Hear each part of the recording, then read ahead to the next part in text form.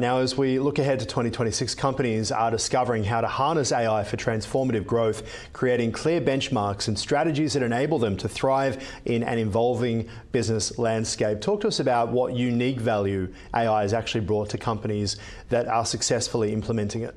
When integrated well, and I will say that, when integrated well and the setup is done correctly and the training has been done correctly, some businesses are seeing extraordinary transformation in what they're doing. It means that their employees can do a whole lot more with less time, and that the quality is also good as well. And so it just means they're able to amplify what they're doing at an increased rate. However, as has been reported, there's a lot of businesses who haven't yet seen the value of AI, and it's largely because the adoption rate is exponentially growing, but these companies aren't providing any training. There is no groundwork being done, and tools are being thrown at employees and told we're using AI now, but there's been no really true integration in how to do that. And many organizations still don't even have an AI policy. So there's no real sort of strategic integration of AI to get the most out of it.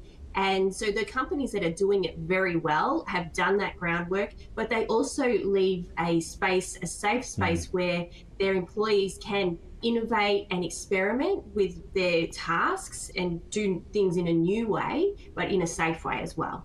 Most organisations obviously want to have some sort of ownership. They want to have some sort of control over the use of AI because of the risks of getting things wrong. And we see it all the time, right? Whenever you use AI, there's usually something that isn't quite right. For some companies, as we've seen with Deloitte and others, it can be pretty embarrassing when it goes big and goes out. And it's that real tussle for control over the use of AI, isn't it?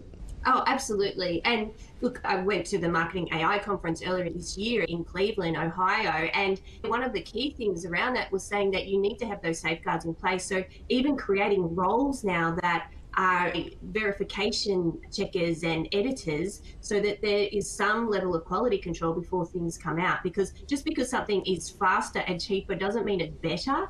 And that's why it's really important to make sure that these things are being checked. Also, the way that you set it up also helps with that. It won't eradicate the hallucinations for sure. However, you can set it up and train the AI on the things you need it for and on your brand voice and those sorts of things, and giving it the context and the right prompts to get it closer to what you need. And what I'm seeing in businesses that are just jumping at tools rather than actually having a certain and a decent strategy is that it's taking them longer to implement properly, and they're not seeing the value because they're not doing that initial work to get it to a point where it is going to provide that value.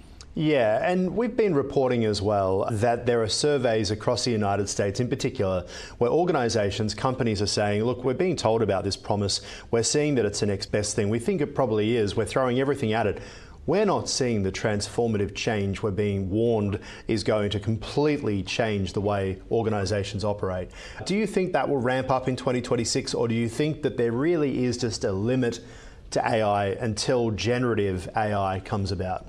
Look, I think that if you look at those studies as well, the adoption rate is far outweighing the training. So there was a study that came out in Australia, a report a few weeks ago, the State of AI report, where adoption rates within organisations is now at like 86%, but the level of training has not shifted at all. I think the true transformation comes is when you give your staff the ability to learn how to use it well, and rather than just expecting them to muddle their way through. And so they need to be supported. It needs to be an ongoing thing as well, because the technology is constantly changing. So it's not a case of, okay, here's the tool, go and work it out for yourself, and not provide ongoing training. So that's where I think that the problem is. They're looking at AI as a silver bullet rather than looking at the support that's really needed to create true transformation with it.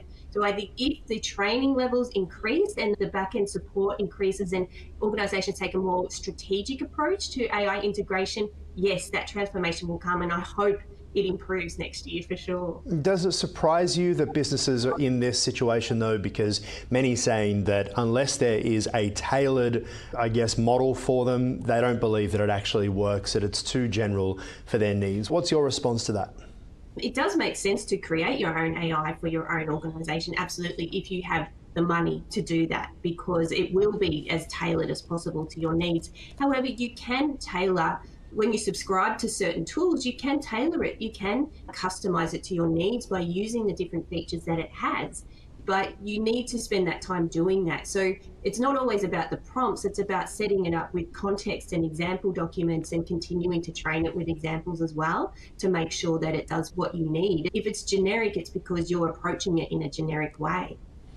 Yeah, and talk to us about some of the common mistakes companies are making when it comes to adopting AI. I think sometimes the lack of training, the lack of actually having a consultant come in to help with that integration, and not just a general AI consultant, but a consultant for each area. So you would want, say, an AI consultant that their specialty is in, say, finance, to help the finance team do it, or in communication for that team. There's an AI consultant doesn't know every industry, so actually really finding that someone who understands it is really, really important. All right, Dr. Karen Sutherland, always appreciate your time, and we look forward to seeing you 2026 as well. Thank you. Thanks so much.